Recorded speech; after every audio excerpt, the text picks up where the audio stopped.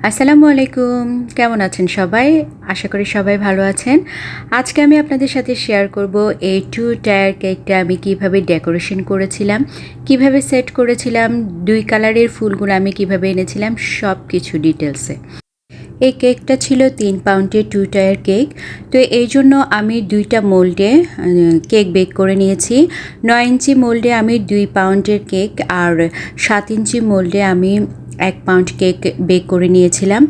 তো বেক করার পরে আমি সাধারণত যেভাবে আমরা ক্রাম কোটিং করি, সুগার সিরাপ এবং হিউজ পরিমাণ চকলেট গানাশ দিয়ে আমি চকলেট কেকের ভেতরটা আমি ড্রিপিং করে থাকি। তো সেভাবে সব কিছু করে আমি ক্রাম কোটিং করে 30 মিনিট ফ্রিজে রেখেছিলাম এবং এরপরে আমার যেহেতু লাভ শেপের মোল্ড ছিল না, আমি রাউন্ড শেপের থেকে লাভ শেপ করেছিলাম। তো এই জন্য প্রথমে আমি 4 ভাগে ভাগ করে ভিডিওতে দেখানো পদ্ধতিতে কেটে নিয়ে এবার উপর থেকে লাগিয়ে আমি এটাকে লাভ শেপ করে দিয়েছিলাম। আপনারা ভিডিওতে দেখলে বুঝতে পারবেন যে আমি কাজটা কিভাবে করেছিলাম। তো 2টা মোল্ডের কেকে আমি সেমভাবে করে ভালোভাবে ক্রাম কোটিং করে আবার ফ্রিজে রেখে দিয়েছিলাম যাতে এই কেক দুটো সেট হয়। আমি ভেতরের ভিডিওটা দিতে পারিনি কারণ ভিডিওটা অনেক লম্বা হয়ে যাচ্ছিল, তো শুধু ডেকোরেশন ভিডিওটাই দিচ্ছি। তো এরপরে আমি 2টা কেকেই ভালোভাবে ফাইনাল ফিনিশিং দিয়ে নিচ্ছি। লাভ শেপের কেকগুলো ফাইনাল ফিনিশিং দেওয়া একটু কষ্টকর, কিন্তু তারপরও যদি আপনি পাইপিং ব্যাগে করে এর ফাইনাল ফিনিশিংটা দেন তাহলে আউটকামটা ভালো আসে। এরপরও এর উপর যেহেতু অনেকগুলো ফ্লাওয়ার বসবে এবং একটা জিগজ্যাগ কাজ আসছে, তারপরও আমি খুব ভালোভাবে ফাইনাল ফিনিশিংটা দিয়ে নিয়েছিলাম যেন 2টা কেকেরই উপর থেকে দেখতে ফিনিশিংটা ভালো আসে বা সুন্দর লাগে। তো এভাবে আমি 2টা কেকে সেট করে নেব এবং করার পরে আবার ফ্রিজে রাখবো যেন ভালোভাবে সেট হয়ে যায়। এবার আমি 2টা কেককেই একটা কেকের উপরে আরেকটা কেক সেট করব। এর জন্য 2টা প্যালেট নাইফের মাধ্যমে আমার এই কাজটা করতে হয়েছিল। আপনারা সবসময় এভাবেই করবেন। একটা প্যালেট নাইফের মাধ্যমে আপনারা কেকটা উঠিয়ে সেই কেক বসানোর পরে একটু উঁচা করে আরেকটা প্যালেট নাইফ দিয়ে ধরে ভেতরের প্যালেট নাইফটা বের করে আনবেন। তো এভাবে যদি আপনারা কাজটা করেন তাহলে আপনাদের খুবই সহজভাবে 2 টায়ার কেক সেট হয়ে যাবে, কখনোই ডেকোরেশন নষ্ট হবে না। আরেকটা যেটা সেটা হচ্ছে এই কেকটা আমার বাসার একদম কাছে গিয়েছে, এজন্য আমি এখানে কোনো পাইপ সেট করিনি। তো আপনারা যদি দূরে ডেলিভারি দেন তাহলে অবশ্যই মাঝখানে একটা স্ট্র দিয়ে নেবেন।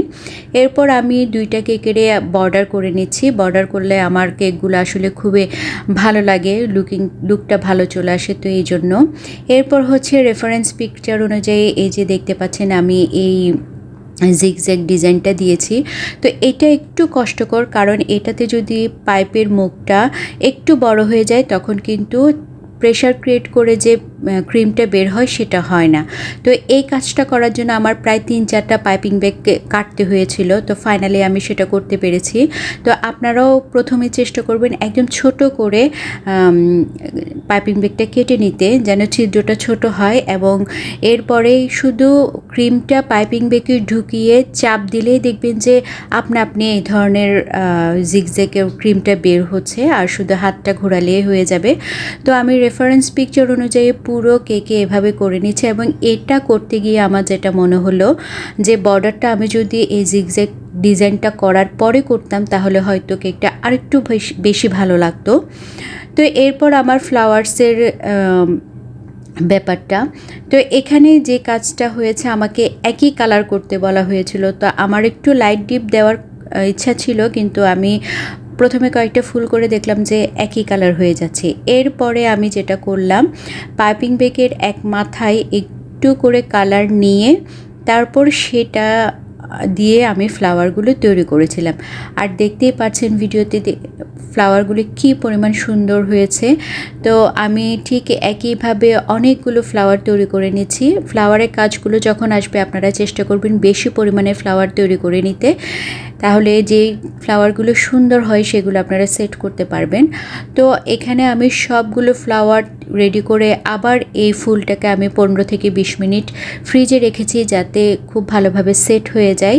আপনারা প্রত্যেকটা কাজে একটু সময় দিয়ে করবেন, একসাথে কিন্তু কেকের কাজগুলো হয় না। তো এটাকে যখন একটু সময় দিয়ে দিয়ে করবেন তখনই দেখবেন যে কাজগুলো খুব সুন্দরভাবে করতে পারছেন এবং সেট করতে পারছেন। তো এবার হচ্ছে আমার ফ্লাওয়ারগুলো কেকে বসানোর পালা। আমি আমার মতো করে আমার যেগুলো যেখানে বসালে সুন্দর লাগবে মনে হয়েছে আমি সেখানে সেভাবে সেট করেছি। তো আউটকাম তো দেখতেই পাচ্ছেন।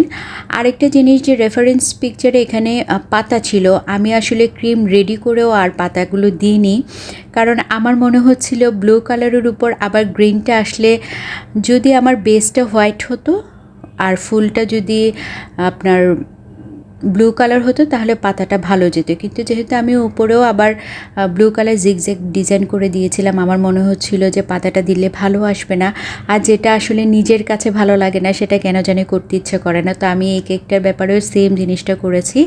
এরপর আমি হ্যাপি বার্থডে লিখে দিয়েছি, আর এখানে যেহেতু অনেক বেশি কাজ এজন্য আমি আর কোনো কিছু ইউজ করিনি।